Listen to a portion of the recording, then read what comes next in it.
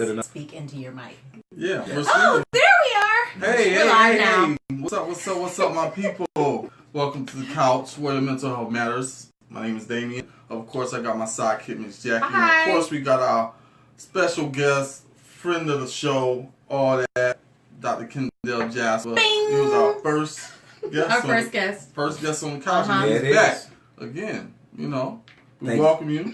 Appreciate it. Thank you for having me. He's already acting up. Thank you for having me. We already Yes. starting A in lot of here. shenanigans going Yeah, on here. you know how we 6 do o'clock. it. You know how we Or do 6:03 or 6:05. Well, I'm like glad you it's, came back. You know. We've been wanting to have you back since we started, so I am glad that we are all back in effect. it. Absolutely. Glad it burned the bridge. I appreciate. If you burn this appreciate being bridge, here. there would be other bridges there would be problems for me on other bridges. It might be a toxic relationship. Yes. There That'll it is. definitely be a toxic relationship, and that's definitely our point of emphasis today as we're going to expound on our continued conversation from last week discussing relationships and whether men and women could actually have platonic relationships. Well, without hold having- on. Let's see what Jasper got from last Yeah. week. Oh yeah. So I have a question for y'all. Did you actually see last week's show? I did. Hold on. Don't try to check me. I didn't see all of it. I saw some of it. Okay. Okay. I do have a question though. And this is just a personal belief. Uh-huh. Do you all really feel like men and women can have friendships that aren't intimate or kind of teeter on being? Oh, you want to discuss intimate? this? Yeah, I just want to know, like, we're Okay. because you all talked about platonic Okay. relationships, Right. right? Okay. Right. I'm Well, glad all you're different- into In that, that y'all did talk Okay. about We platonic did. relationships, right? We We talked did. about Okay. all levels. We So, talked about all casual, So, acquaintances. do to we- intimate. So, do you all think that men and women can be friends, like, without there being a just Crossing in lines. case emergency? I'm just cool with her. 'cause- I personally think, and I think we talked about this last week, that initially there's an initial attraction. You know what I'm saying? If there is an initial attraction. But for the most part, if you don't have an attraction to that person, you're not going to engage in It's dialogue. hard to carry on conversation. You know So what we I mean? touched on that. Like even women contact, you have to be appeased and by aesthetics to even want to carry on. I mean, honestly, most of us don't go up to homeless people on the street who haven't taken baths or showers and start a conversation with Right. them. So we were dealing with the human nature idea of you have to be aesthetically pleased by what you see with anyone to even start a conversation. Yeah. Okay. And then That's just a stereotype. But I think it's kind of half and half. Like most guys that I know that have platonic friends that just happen to be women, they either had that thought or at least tried to reach across the aisle and try to test the water and be like, nah, oh, okay. nah, I can't touch it. Then okay, I'm good. Oh, okay. I'm just friend zone now, and I'm good with that. But So are you then just their friend long enough to identify, like, I'm here just in case you are gonna cross that line with me? I'm gonna go with you. But for me personally, just and you know this, just being in this field is 9 out of 10 times it's going to be a woman in this field. So I've learned to separate the personal from the professional. And once I have a professional relationship with you, it's a wrap. Like it's kind of hard for me to see you in that way. To get out of that. Yeah.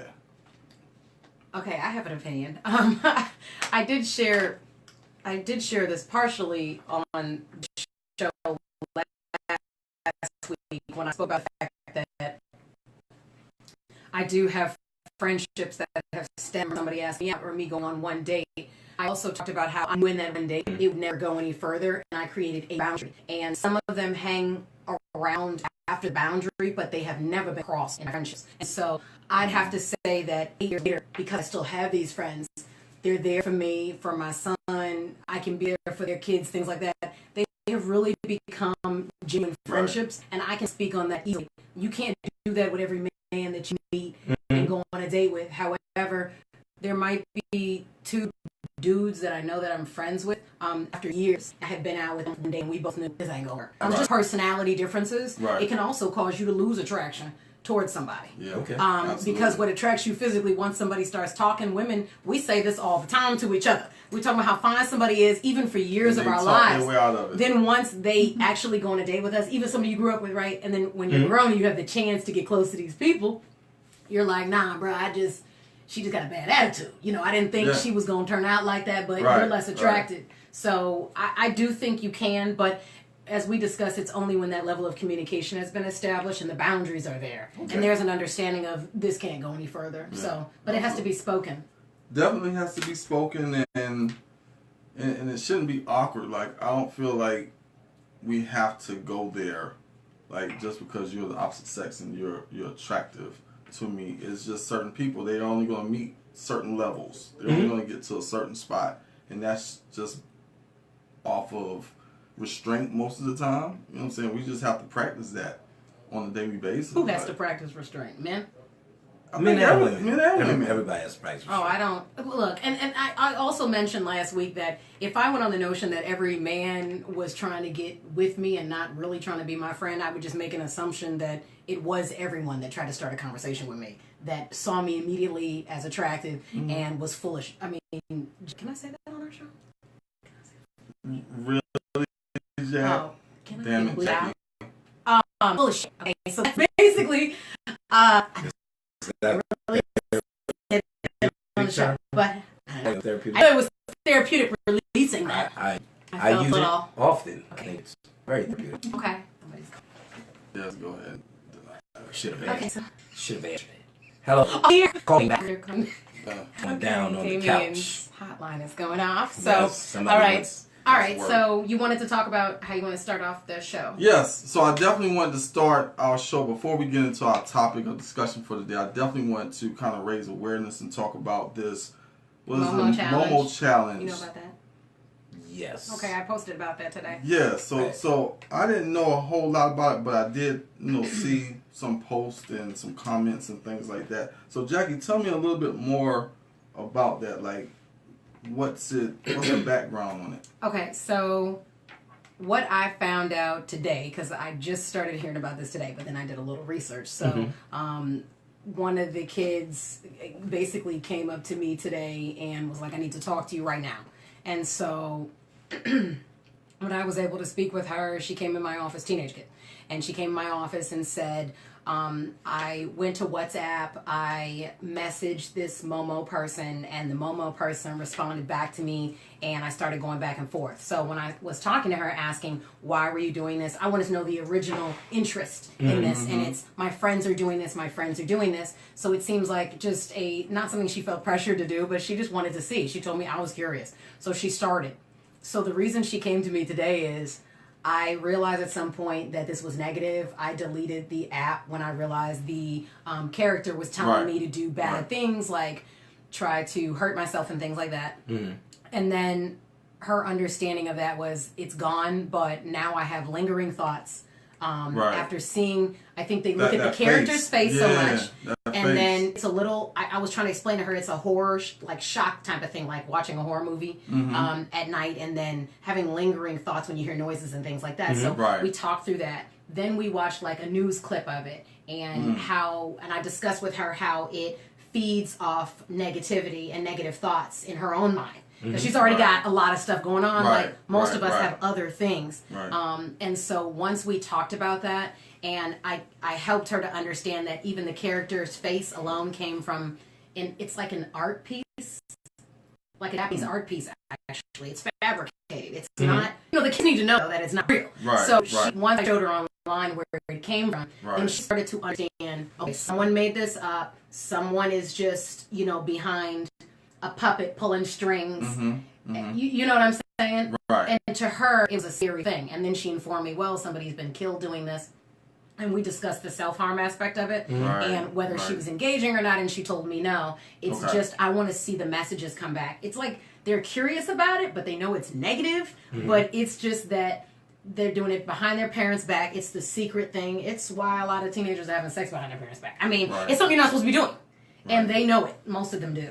But the fact that it's coming through like YouTube Kids and Peppa Pig and all these types of cartoons that my children watch all the time. So you definitely have to make sure that you're monitoring their material, which I never would have thought of, Peppa Pig being, infiltrated or hacked by this particular thing. So now I gotta take them off of Peppa Pig. The interesting thing is, let me just say this, because I often just kind of talk directly to the parents. Your way of monitoring is not always really monitoring, right? And so with my son, he immediately wants to put headphones in the iPad, and I tell him, nah. He can't have headphones unless we're in a public place, right? Like at a dinner table or on a plane, things like that. Right. Not even in the car. I don't want him to have headphones because then I don't know what he's tapping on. And he can keep a secret. So he can't do that. And then he has monitored time on his iPad. So if I'm walking through the house, I want to be able to hear the iPad. So it's on full volume so I can hear it at all times. And that's how I monitor my son. And his phone is monitored to the point where it's a GPS tracker. And I control who calls his phone.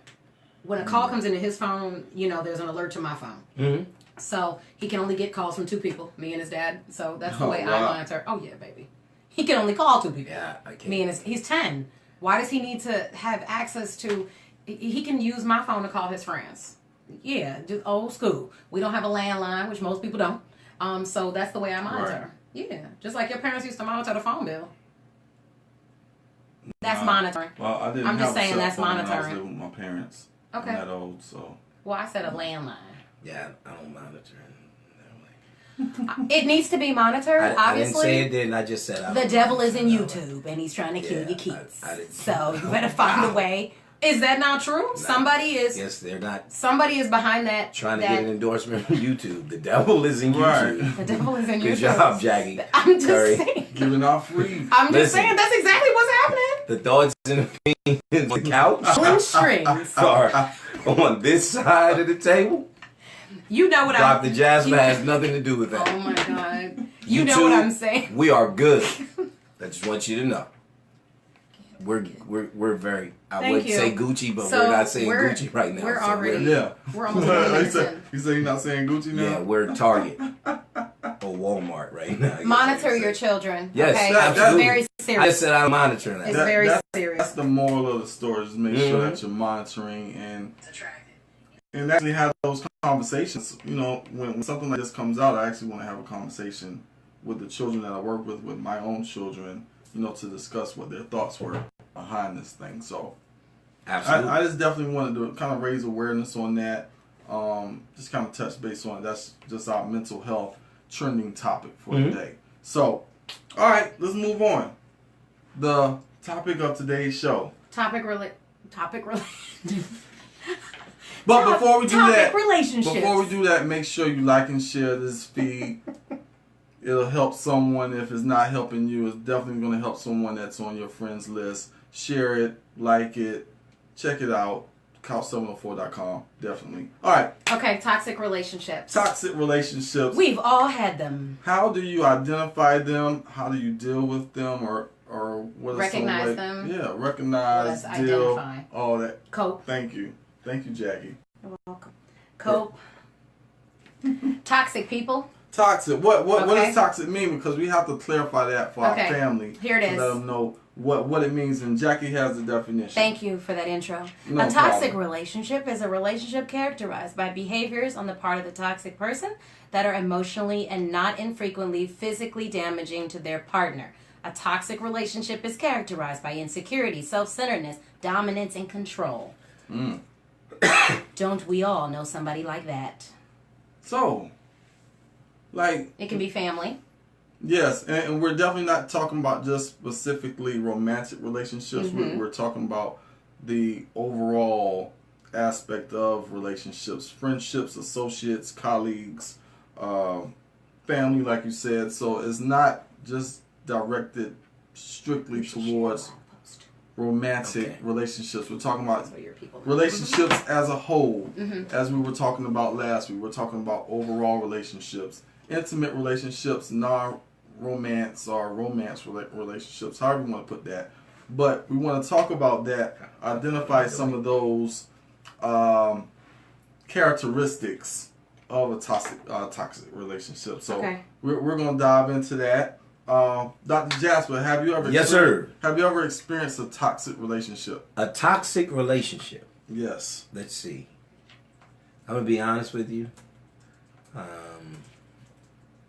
Shockingly enough, I would have to say no. I don't think that I've ever been in a relationship that was, as defined by this, toxic. I do think that I've been in relationships that certainly weren't in my best interest. Right. But I think that toxic, no, because I didn't let them get that far. Oh, good for you. Right? So I'm able to recognize and do some of my own self-work. And not that I'm perfect, but I'm able to do some of my own self-work. And say, hey, you know, this is not a good situation for me. And it's starting to feel like a situation that's not good for me. The only toxic relationship I do have, this is my daughter FaceTiming me right now. She's calling me to ask me for some money. That's toxic. She's a junior. Because it's one way, she's right? a junior in college. She's like, hey, Daddy, what are you doing? But it's not emotionally damaging. No. You know, okay, self-centeredness. That could possibly. See, but I think that there's levels in this. No, there is. I'm joking. You know what I mean? Like, because you have to think about this. Let's be clear. Most relationships swing in one way or another. There's always a play for control. Right. Absolutely. Yes. There's always a play. Okay. There's always a play for control, and even when you're dealing with someone who, let's say, doesn't like to take control, right? And they're a passive individual, right? It's interesting how people find each other in that respect. So someone who doesn't mind being dominant, it suits them very well to be with someone who's passive, who certainly submissive. Says, okay, they're submissive. Okay, cool. You know, I'm willing to do whatever you want to do, right? But how long does that last? Because even for that person, they have thoughts, you know, of being someone different. Like, you just can't be happy all day being submissive and passive. I don't care who it is. Right. Like, there's some distance, there's certainly some discomfort, there's some stress, there's some anxiety. When there's certain things that you want to do, and you've gotten into this mode of being submissive or passive, and you're just going along with what someone else is saying or expecting you to do. And again, this is not romantic relationships always. We're talking about all relationships. Absolutely. You know, but, you know, people have an interesting way of finding those individuals who stroke their ego in that respect. Yes. Who certainly laugh at their jokes, who don't put up much resistance. No, you know what I mean, though. Don't put a lot of resistance in that respect. And they seek that individual out, you know, for confirmation, affirmation. We talked about that too when we things like that. When we talked about that. You know, certainly. But I think that is toxic for the person who, if they recognize it, and I don't want to use the abuse word loosely because it may not necessarily be abusive in that respect, but it is somewhat abusive if I don't come to you and say, hey, listen, like, I always tell you what we're going to do. And there isn't pushback from you or you're saying, hey, that's great, but I want to hear from you. What's your perspective? What's your opinion? What are your thoughts on it? What would you like to do? And be able to provide a space that it's okay for you to be more assertive. And it's reinforced, positively reinforced. As opposed to somebody saying, oh, you don't know what the hell you're talking about anyway. Yes. Either with their body language, with the manner in which they speak to you. You know, so that can be toxic. So I also feel like we need to deal with the fact that relationships with sorry. That's okay. I do it all the time. I'm glad somebody else is doing it. My bad. I like to talk about toxic family relationships, okay? Because family relationships are usually the ones that we feel bound to, that we have to feed into all the time. But, you know, I've mentioned this on other shows. Your family can drain you. There could be family thriving off your insecurities and family who are looking to pick at you every time they speak to you, looking for your weaknesses, knowing your weaknesses, and then feeding off them. And so I'm a really big fan on putting your family on the shelf, like parts of your family. Whether that's a mother that calls you every day and is ragging on you. I mean, we get a lot of clients, you know, that come to you talking about, but I have to, it's my mother. But I have to, it's my brother. You don't have to. A toxic person is a toxic person. A friend who's always, the low blows and unnecessary comments that affect you some type of way over time, feeding off insecurities, trying to decrease your emotional wellness, trying to bring you down. Yeah, that's what absolutely. I say. And just to add on to that, just in friendships, a toxic relationship can look like it being one-sided. Like you're always there for them. There's no reciprocation in that relationship. So that can be toxic because you're going 100+% and they're giving you minimum. So I definitely look at friendships in that manner. And if you're not giving as much as I am, then we're not in a relationship. Whether you're a long-term associate or whatever, we grew up together. If I'm not benefiting from the relationship, it's toxic to me. Okay, so with that, I want to read the signs of the toxic relationship. Sure. Okay, let's go. We've got passive-aggressive behavior, volatility, jokes that really aren't jokes. Those jokes about your weight and the way you look, and they're jokes, but there's subliminal truth. That's very obvious because it hurts your feelings afterwards. Right. Constant exhaustion. You're drained because you're stressed, because you're emotionally taxed, right? Becoming isolated, criticism, ridicule, one or both people constantly criticize or put the other person down, lack of communication, a loss of emotional intimacy, disengagement. Sorry. Inability to forgive. Engaging in a toxic relationship. Codependent behavior and substance abuse. Sorry, I just want to give Hello, a shout Devin. Devin Everett, shout out. it's my man. Hello, Devin. 25 years. Oh, that's what's up. What up, DE? That's Wilmington. That's my bro right there. Oh, Never. Very appropriate relationship. Okay. Me and my guy, my Not U103 toxic. Okay, crew. the opposite Not of toxic toxic. at all. Thank Never. you. Moving right But I along. also think that people who lie to you, who are not remorseful when they do hurt you, when they are not willing to admit their own mistakes, or they often blame you. A narcissist? Yes, I was definitely going to say narcissists are toxic. Run, run, run! But It's you have like to banging your head in identify a what that cement is. wall. Yeah. But you Yeah. know what? Here's what I'll say, right? I'm going to give y'all this thing. Okay, we're as ready. we talk about toxic relationships. All of this, everything, depends on you.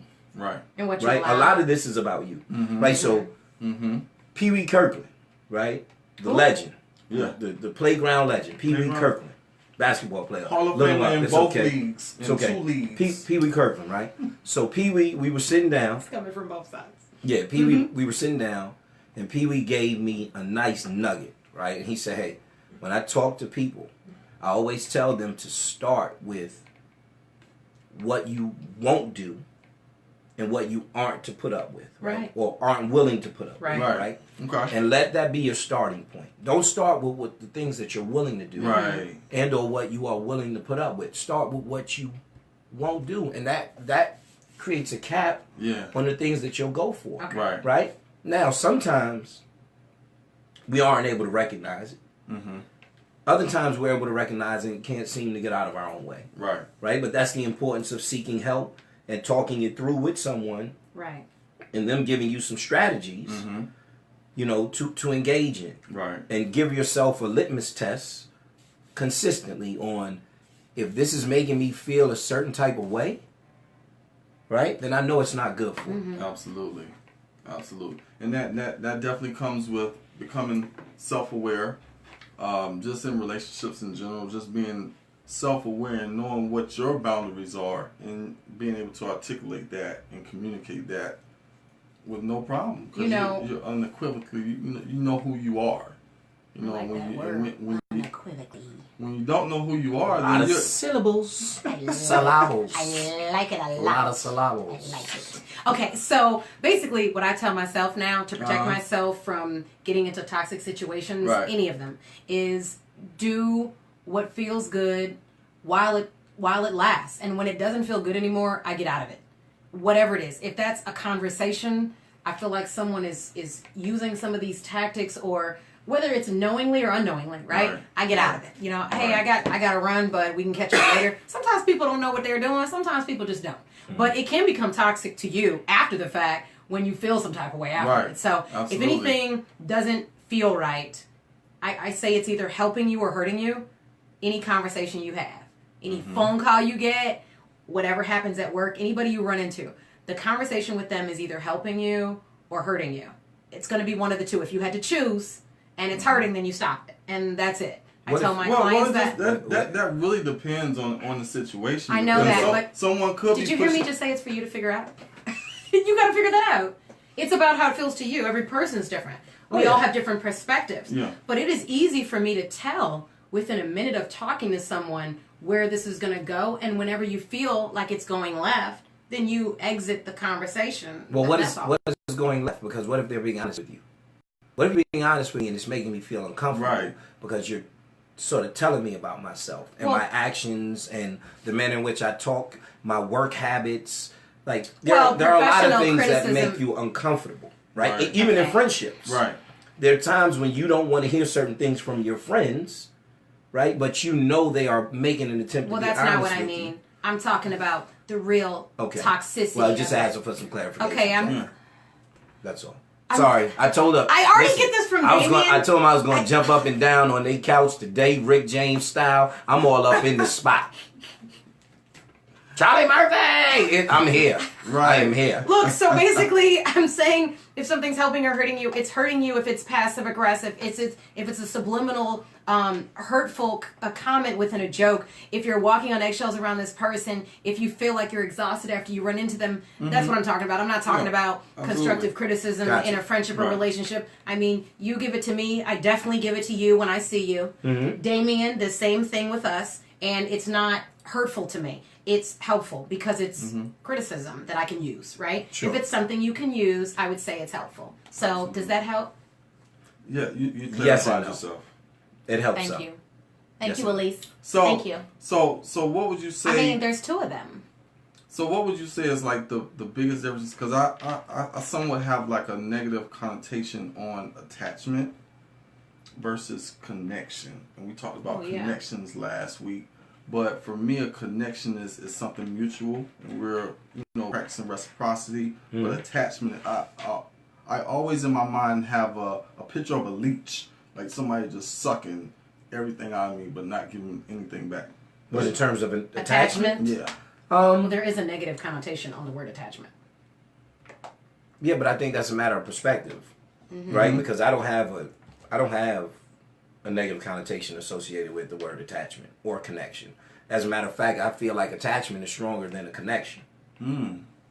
Right? Okay. So I view it in a totally different direction. Right? Because I think when people think about attachment, if they have a negative connotation, they think about it in what you're talking about. I'm attached to this person. I'm leached onto them. I can't let them go. That's not always the case. You can be attached to someone, and there's the ability for that person to come and go, and you don't feel like you've lost that attachment to them, right? Even if you're not in the best situation and or the best relationship with them, I still have some form of an attachment to that person. Doesn't mean that it has to be negative in that respect. And I'm all broken up about the fact that there is some distance between us, whatever that is. But that's again, that's my interpretation of it. A lot of people have different interpretations of it, but a lot of things are born out of what we call poor attachments. Right? Poor attachments that start in your home with your parents. Define a poor attachment. Can we define that? Definitely. Can you define that? Poor attachment meaning that there is, at times there is a relationship that is abusive, right? Starting at home with your parents or your guardians. A relationship that, can be disruptive, so to speak. Abusive, disruptive, volatile. Some of the things that you've listed, inconsistent.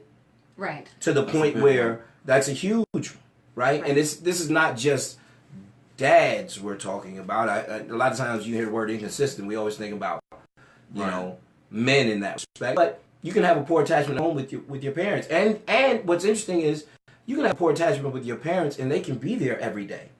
Doesn't mean that the fact that they're there and present doesn't mean that you... Absolutely. Your siblings doesn't mean that you're going to have a connection, attachment to them. It depends on the nature of the relationship. Right. It depends on the level of communication. It depends on what you're modeling to them.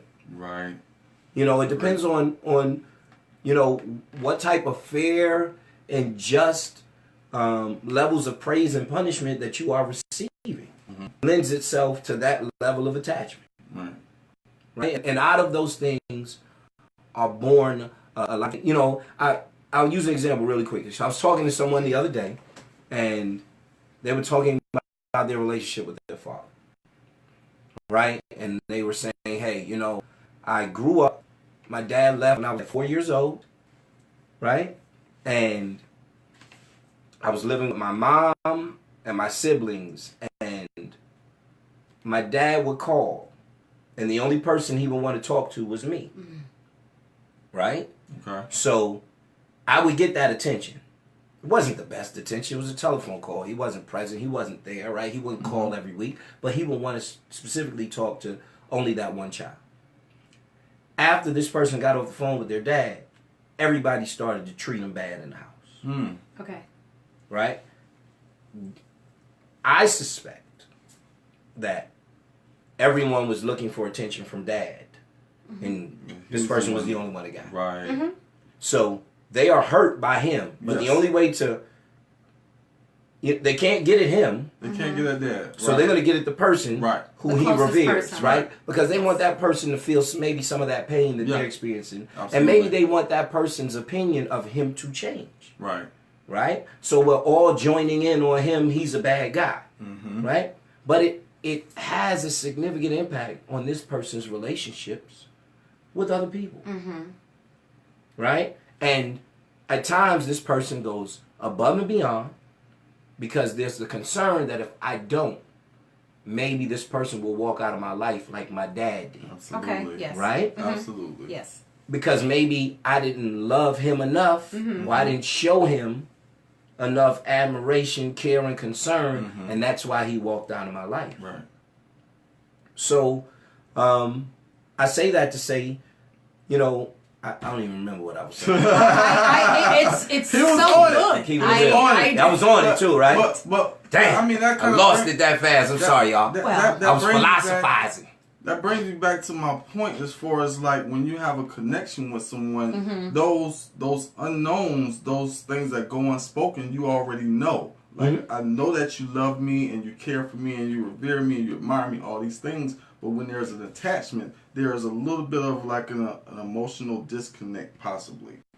When I say attachment, and that's just again my perspective. But that attachment, because you get that as an infant.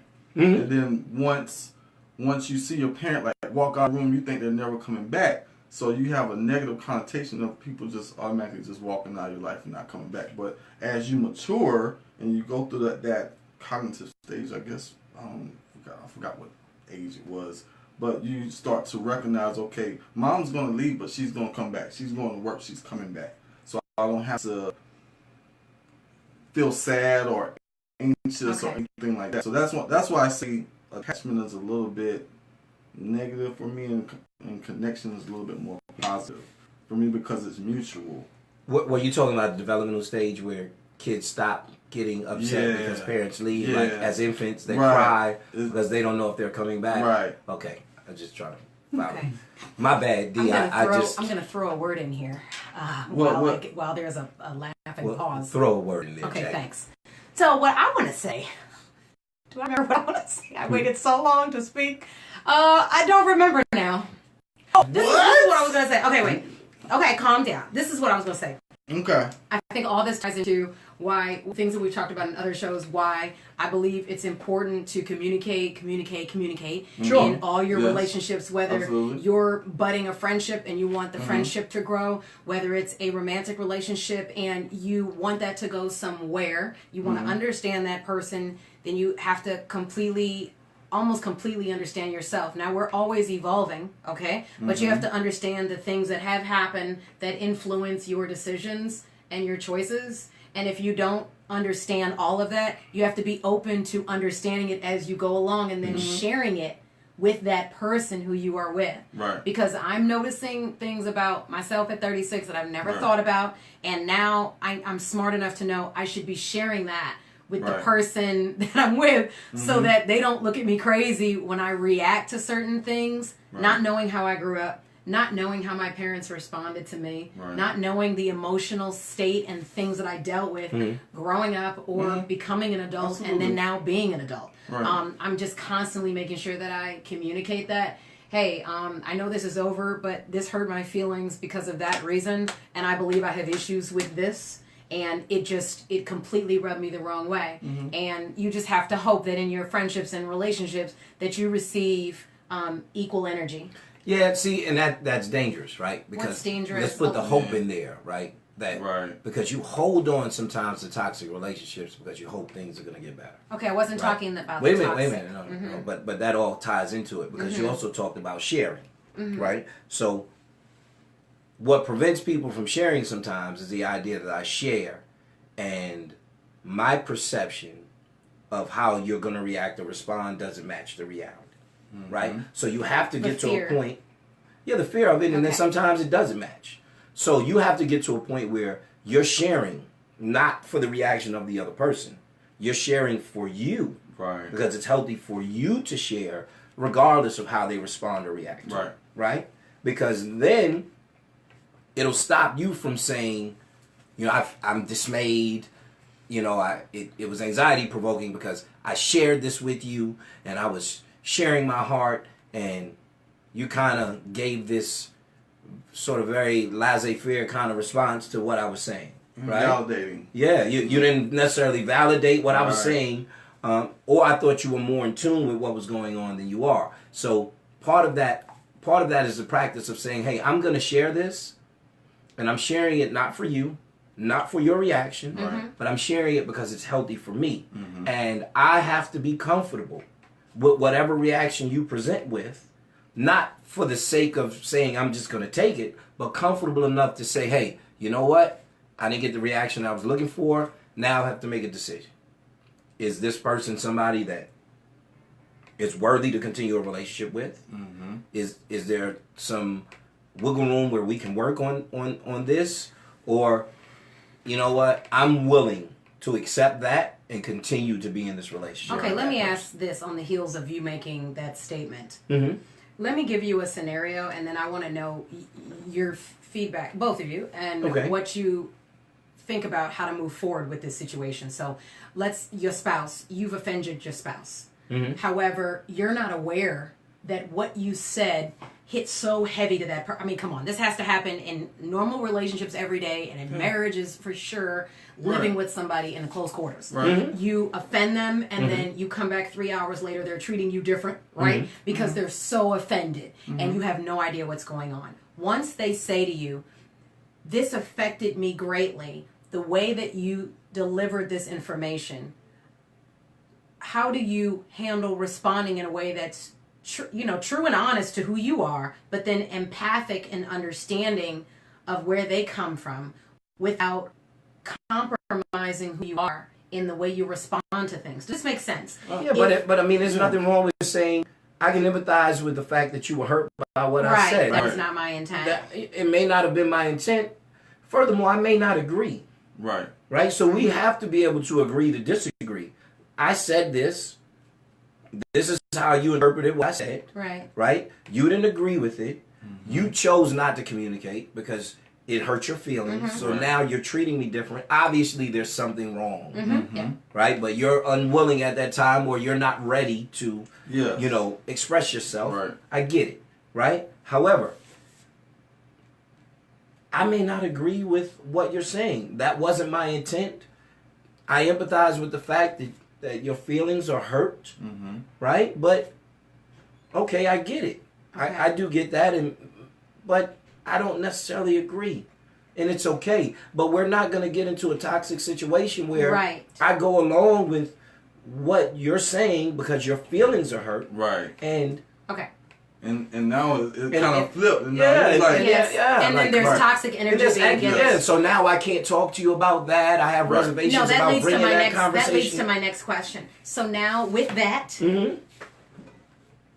how do you categorize? Does it become toxic when you've pissed your partner off and they stop communicating? Temporarily? Yes. Yeah, I'm talking about when there's no communication based when off there's of, no verbal communication. Right. I'm upset. You know, I mean, a lot of us do that. Okay, Right. I'm just saying, us as people, Right. we withdraw. But that's your communication when you shut down. That you're communicating. You're communicating, but non-verbally. Exactly. That's still a form of Is communication. nonverbal communication? Right. Does it become toxic? Yeah, well, it depends on who you are and knowing Right. yourself. So if I'm not prepared to speak because I may take the anger interaction Right. to another level, Absolutely. then I need to express that. I need to be able to say, hey, listen, I'm not ready to talk about what just transpired. Right. It is affecting me. Once I get my words together, or once I'm able to better manage Right. myself and the Right. things that I'll potentially Right. say, then I'll talk. Okay. Right? And Even that is good however, communication. hold on. Here's the trouble in that. The other person might say, well, when you're ready to talk, I'm not ready. I'm not ready. Exactly. Is that Right? ready? No, but what I'm saying is, Right. that's what you run the risk Well, of. and you could be in a different state of mind Right. when they come back to you Yeah, ready you to can talk. you can say, listen, I was ready to talk, But that's over. you know, 2 days an ago. hour ago. Right. Right? So this gets back to my bread and butter, right? And my bread and butter is the idea that we don't do a very good job of controlling our emotions. Anyway, right? Nobody controls their emotions very well. Because we did, Okay. we wouldn't want to get angry. We want to feel sad. We wouldn't want to get anxious. We wouldn't want those things. Right. Right? Nobody. And if you tell me that, then you're fooling yourself. So if we don't do a good job controlling emotions, we can do a better job at controlling our behavior and the manner in which we communicate. So there are times when you use that as an excuse, right? So people get into these situations and they're talking to each other, and somebody gets angry and they start yelling. Why are you yelling? Like, bro, why are you yelling? Well, I'm angry. Okay, well, you don't have to yell. Yeah. Well, I'm angry. Yeah, you know So what I mean? that's Like, anonymous. I'm angry, so I yell. You don't necessarily have to yell. Right. Right. Right? You can communicate You and have you to raise can your find the voice. words. Yes. Right. Right? And what that does in the moment is prevent somebody from giving you that out and saying, hey, I'm not ready to talk about this right now.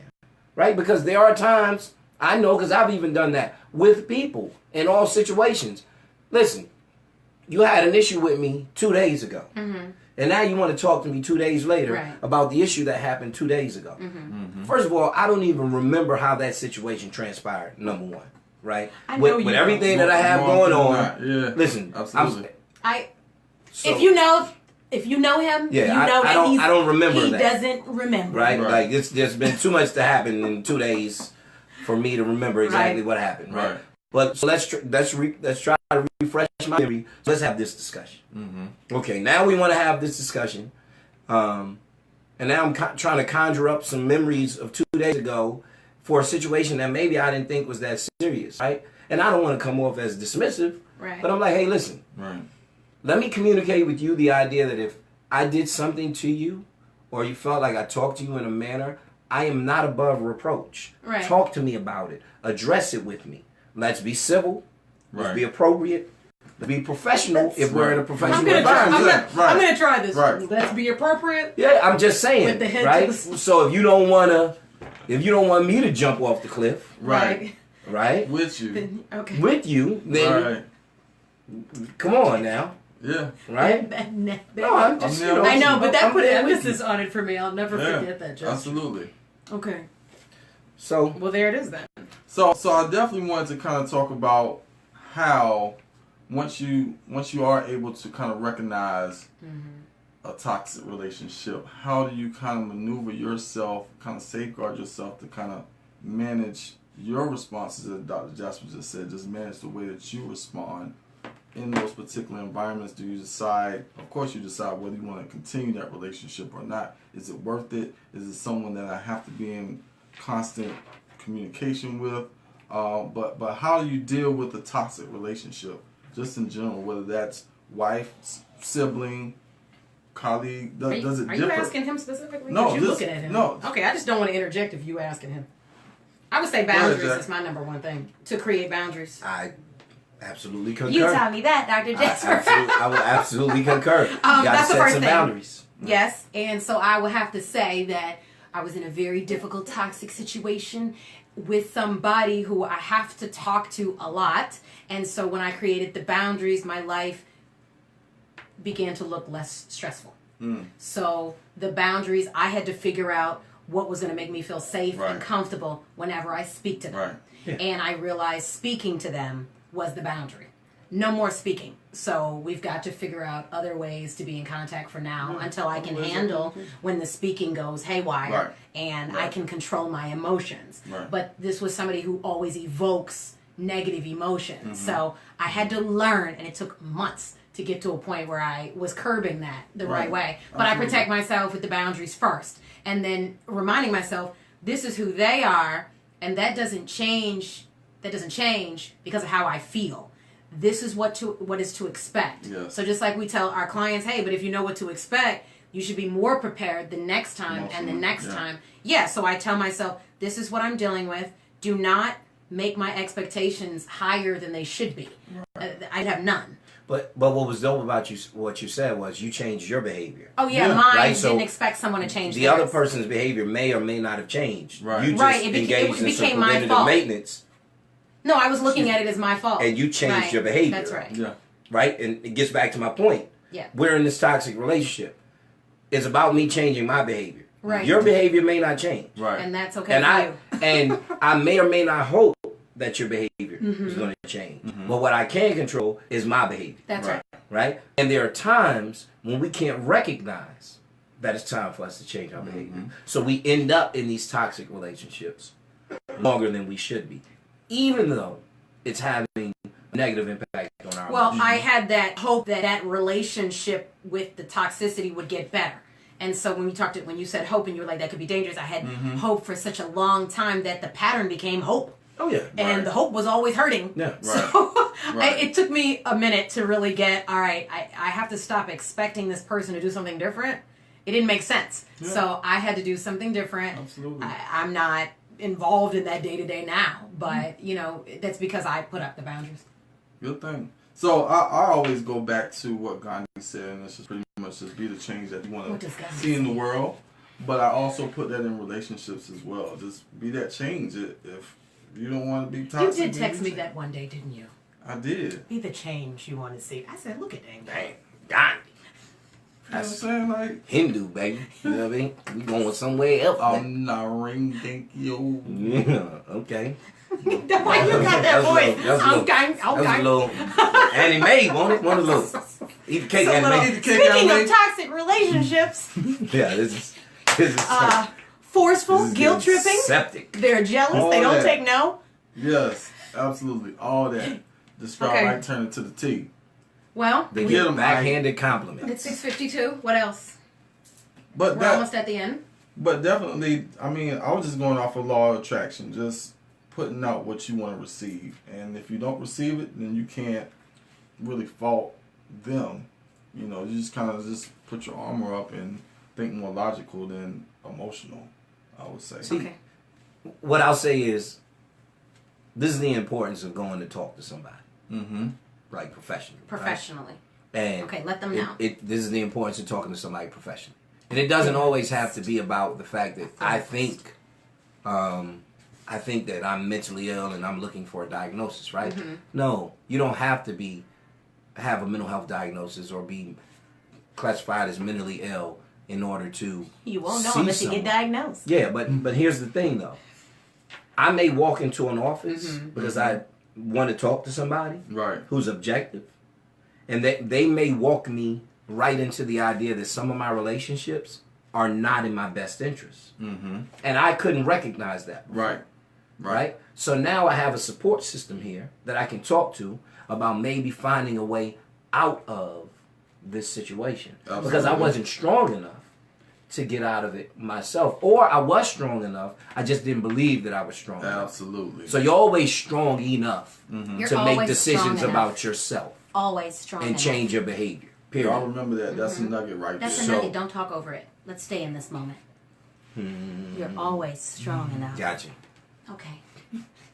There it is. You're always strong enough. And just to kind of piggyback off that, you always have really two paths in this particular situation. You're going to either learn through the pain, and you're going to learn how to kind of do your own thing, or you're going to find out through knowledge. Like you said, going to therapy and getting things that you need. Pain and knowledge, or interchangeable. Knowledge and pain. But you're going to experience that pain. They're both pain. Is this do the right thing? Love, hate? Like, what's going on here, people? They both represent pain. Knowledge, at any pain. point in time. Like, what are we doing? Radio Raheem? What it was? Yeah. Knock it off. Miss Donnell? How old are you, Dr. Jasper? I'm a grown man. Talking about radio, right? I'm Do the Right Thing. You've never seen Do the Right Thing? Of course I It's have. Black History Month. I'm blaming Yes. the people now. It's Okay. funny. I'm making I was jokes about at to your say it's the expense. last day of Black History. Listen, Mr. Darnell. Today Y'all is, know who Mr. Darnell is, right? Yes. From Lean Another on Me. Black History Nugget. Yes, absolutely. Radio Raheem. Shout out. Yeah. Did he die? Oh my In the God. I movie? think he died. No, he died. In real life? Yeah, I think he died recently. Oh, that is... I don't know if that's related to a toxic relationship No, or it- kind of off the path a little bit. But that's, Well, seems this is like- the last 5 seems minutes. Like the We- couch, this seems is like like the that. couch gets there This sometimes. is the last You get 5 like minutes. that. We Last get a 5 little minutes. tired. So I don't feel bad about jumping up and down like Rick James. No, not at all. Shout out to Good. Dave Chappelle. It's okay. Shout out to Dave Chappelle. Charlie Murphy, what the 5 fingers say to the vice? Oh my god, Oh my God. that was a toxic relationship. Absolutely. Well, the moral of the story is to recognize the triggers and recognize the identifying features of a toxic relationship. Yeah, Things don't those feel kinds of- good. You're exhausted. You find yourself questioning every conversation at the end of it and replaying it in your head. I would say that's a lot of it. Whether that's coworkers, friends, family, whoever. But the point is identifying and then figuring out how to establish appropriate boundaries. Do you have somewhere to be? No, Oh, okay. I saw you look at your No, watch. no, I do have. you looked at I your keep watch. time on the show. over here You don't have checking an me. excuse. I You don't do have have a to caveat. excuse What me. if This is toxic. what if you're in this toxic relationship, but I guess mentally you're not strong enough to leave? leave? Your self-esteem has been broken down so much to the point to where you actually believe the things. It's that, time to see a therapist. You can look Damian Harmon up on Psychology Today, Jacqueline Curry up on Psychology Today, Kendell Jasper. I am on Psychology Today. among other places. Don't play me. It is. Hey, listen though. You can find On Dr. a Jasper serious in a numerous amount on a of places. serious note, though, there are a lot of people out there Yep. who are in toxic relationships who don't feel like they're strong enough to leave. Right. Right, and what I want to say is, certainly you are, and I think that that's very important to validate for people. Right. Right, Right. And it doesn't seem that way, and you don't have answers, and I don't know what I'm going to do next. Mm-hmm. The first step is removing yourself from a relationship Yes. that is toxic and potentially dangerous for you. Right. And if you don't know how to do it, then certainly seek some help. Talk to someone in a confidential way, who you don't have any concerns about going back to maybe to that person, Right. and Right. sharing that information Absolutely. to then have them retaliate in some way, shape, or form. Right. Okay. Your a lot of it is hotlines. based out of fear. Yeah. A lot of it is based out Absolutely. of fear. So, Fear is a mind killer. If you're watching this Absolutely. and you have questions for us regarding this topic, you can message us at the Couch 704. You're on the page now if you're watching this live, and if not, you can go to thecouch704.com and send Absolutely. us any kind of messages, inquiries, and we'll help to point you in the right direction. we're very quick with our responses. About that, yeah. Yes. We both look at the responses and stuff and make sure somebody responds Absolutely. to everything. So, you know. Dr. Jasper, where can they find you on Instagram? Yes. Because we know you're on there. At Dockin' the Dude. Yes, you want to spell it out? Can you spell it out? At DOCNDADUDE. Can you say that a little slower? At Okay. DOCNDADUDE. Listen, you made me move slow. I think about it for a minute. There's a lot going on. Hey, listen, Slow down. it's Hold 7 on. o'clock. Is that right? Damien, where can they find you on Instagram? Do you Damien know? Dash on Instagram. Yeah, Damien_Dash on Instagram. Never mind. Damien Dash on Facebook. You can just Google me. That's what they said, right? Ooh, jeez. Google me. You can find me on Instagram at JACKEECURR. Jackie Kerr. Yeah, Jackie Kerr. So that's Instagram. All right, so Or just put in the hashtag damn it Jackie and it'll take you right you can put to in her damn page. it Jackie, and it'll take you right to my page. Thank you, Damien. Thank you for that. Yes. It's a new Always alias plugs. for me. So, we have apparel and everything at the website. Damien put a lot of work into that. www.thecouch704.com. Yes. You can catch us Monday at 2 p.m. on Yes. Power 104.4 Absolutely. FM on the TuneIn app. Dr. Jasper, Let's do Instagram. What else? Where else are you beside Instagram and Psychology Today? Facebook. Facebook, Twitter. Kendell Jasper. Twitter. I'm everywhere. What's I'm Twitter? in town, out of town, round town. At Doc and the Dude, it's the same handle. for Twitter all is three. at Doc and A lot of consistency Doc going and on. the Yeah. Dude. Absolutely. Okay. All right. So thank you for coming. We Yes, are glad to appreciate have it. you. Yeah. That's family right there. That's On the Couch radio, family. you'll have to put on the. Yeah, all that'll be on Okay, the we'll have radio. that on the radio. Just, not with that face though. Yeah. Tomorrow. See y'all tomorrow. Yes. Okay, Mr. Donna. So if you missed this live, check us on Monday, or you can check the website for the actual Can't do this. show. This the filming of light the makes show. it So worse because it's hot. Yeah, it's Oh. hot. It's It's fishy really- up in here. we're cooking and everybody got like dark colors, so it's really fries. hot in here. We're It black. is hot. Some whiting in here. I was actually like Jackie Black color. folks, black folks say whitey. They don't say whiting. It's WHITING. Whitey fish. They don't say whiting. They Whitey say, fish. what you got here? Some whitey? What is whitey? Is that WHITEY? Racially Whiting? charged. Whiting. Shitterlings. The Not views chips. expressed on the couch By 704. Dr. Jasper, or that of Dr. Jasper alone. Yes. Okay, we're at time. Do Well, it for yeah. the culture. Thanks for tuning in. Peace, family. Y'all We'll see take you it next easy. week, next Wednesday week, at 6. What do we got next week? We got, hopefully the CMPD is coming in here. Ooh. Okay, I gotta hopefully. confirm Mhm. that. So we're gonna have a good conversation with that. Definitely. Yeah, I won't be anywhere near. It's a black man syndrome. Yeah, I gotta make sure my record is clean before I get him up in. No, I love seeing. Oh, wait a minute. Let's Yeah. be clear. Mm-hmm. I am a strong proponent of law Inequality. and order and equality. Right? Inequality. But let's Right be there. fair to us. Right. Right? Let's Equality. just be fair. Want some equality. Absolutely. Let's keep it 100. I don't want to. This ain't a Steve Harvey moment. Not gonna be. There ain't gonna be no sellout. Right. That's not what I'm built for. Integrity. This is the money game. It's not the integrity game, Not the people. integrity game. What in Did the he world? say this is the integrity game and Yeah. not the money? Well, No, he he said this is says that's the what he money This said. is the Yes. out. This we playing a different game out here. This is the money game. What, Steve? What, Steve? What? Yeah, he was tripping on that I'm one, guys. confused. And he's my frat brother.